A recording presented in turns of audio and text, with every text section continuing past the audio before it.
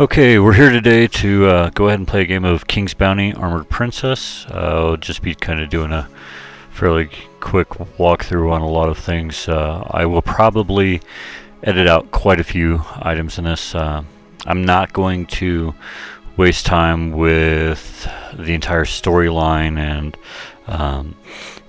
you know, reading aloud everything that's going on. I'll just do a brief summary of what's going on. First of all, we're going to play with just pretty much the default settings. We're going to be at 1280 by 720. All of the graphics are pretty much going to be on normal. Nothing too special at all. The game does come available in a 3D mode, which we will not be using. And that's about it for that. Start a new game. And we're just going to play on normal difficulty. We're going to choose a paladin, and we're just going to leave the default name convention. The reason we're going with paladin is just because it's kind of a bit of the magic and the warrior, you know, together. So, you know, we're not really going to be specialized in one thing. We're going to be able to give you a taste of a little bit of both things. Throughout the past decade, peace has reigned in the world of Endoria.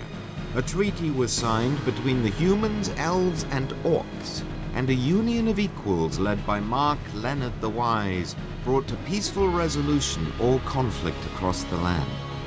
The valiant knight, Bill Gilbert, having set Endoria on its happy course, became mentor to the young Princess Amelie, training her in the military arts. And as time passed, the princess grew into a fine young woman, and Sir Gilbert was called to leave the peaceful shores of Endoria in search of new worlds. But peace is always fragile. The fearsome archdemon Baal, once banished into the abyss by our famous knight, had meanwhile been undergoing his trials at the gates of hell. His form finally regained, Baal opened a portal into the world of Endoria, and within an instant, countless hordes of demons came pouring through, destroying all that was in their path. The elves and dwarves were the first to fall, having but little defense against such an overwhelming force. The loyal troops of King Mark were likewise quickly exhausted, and the battle-weary survivors withdrew to Kronberg to mount a last desperate stand at the gates of the capital. In a few short but terrible hours, catastrophe had brought Endoria to the very brink of annihilation.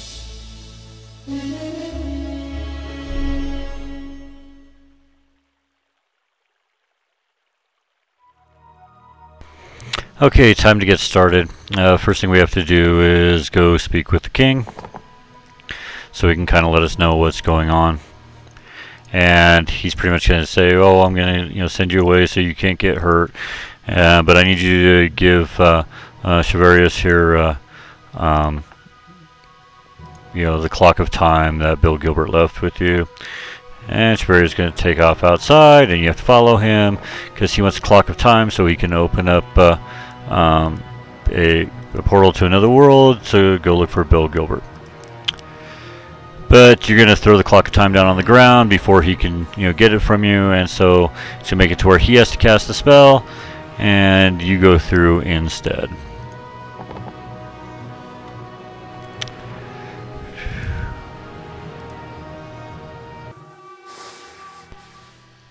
Okay, and after you go through the rift, you appear in New World, I believe it's Teana or something like that. They give you a quick look at it, which seems to rotate forever. And in a moment here, boom, there we are. Okay, it tells us that we're in another world and we need to go find out what we're doing. So we go in and talk to this king, King Frederick, and after talking to him for a couple of minutes, he has you touch some stone and tell you need to find these other ones because they'll help you out and you're some sort of prophecy, la la la la la la. Same old junk as in every other fantasy game. It appears you got to be someone special. So anyway, quick, let's go over what you see for your hero. You need to go ahead and equip stuff that they give you. there's a nice little thing to give you a little bit more leadership. You'll go ahead and see that over here on the upper left panel. You get your basic abilities. Below that, your amount of gold, rage, and mana. Rage, you'll find out is necessary in battle because you will be receiving a gift from the king, which will be a dragon that you get to pick out. Some awards you'll get your army down below. Your skills over on the right hand side that go between warrior, mind, and the magic side. Okay, you collect runes to go ahead and be able to pick those out. They give you enough runes to go ahead and start out to where you can up your scouting a little bit if you'd like to. I do because it allows you to take a look at your opponents a little bit. Okay, one thing that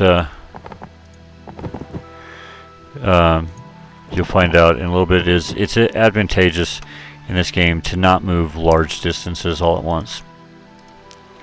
Okay, the captain of the guard basically said, oh, your gift is the dragon, la la la la la. And you come over here, talk to Martha, and she's going to let you know that you get your choice of whichever color you want. And I'm not sure if this lays out the exact same way every time. I think it might change a little bit. One thing that I really like in this game is to have the ball lightning ability. It's not necessarily the greatest, however, it does you know, do a little bit of damage to a lot of creatures, and you know, it's paired up with a couple things. This time, however, I'm going to try this a little bit different. On the blue dragon up here, it says you get a +1 initiative to all your animals and your dragon, and it also accelerates your mana to come back. So I'm going to go and try that. I'm just going to leave them with the default name. If you don't forget to walk around over here, because you notice there's a few things you can grab. First of all, you know, you need every magic rune you can grab a hold of. These flags, you know, really help out. You need to up your leadership as much as possible all the time. The higher your leadership ability, you always take a good look around, see if there's anything else you can, you know, do. But the higher your leadership ability, the more creatures or, you know, larger of an army you can get. And I know if you've played these games before, you may think, well, I don't really need to do the training. They give you things if you do the training. So we're going to go ahead and do the training.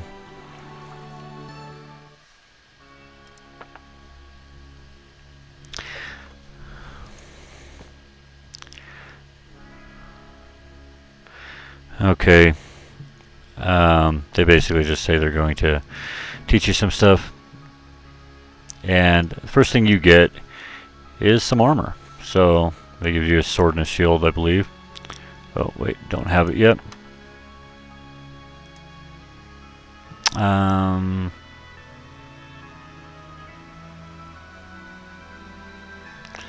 Okay.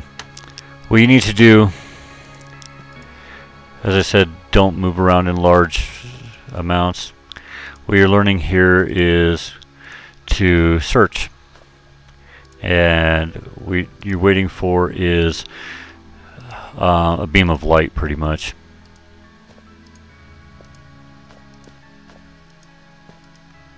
If the ground lights up a little bit,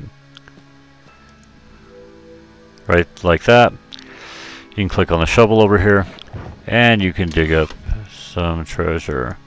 A training sword. Woohoo!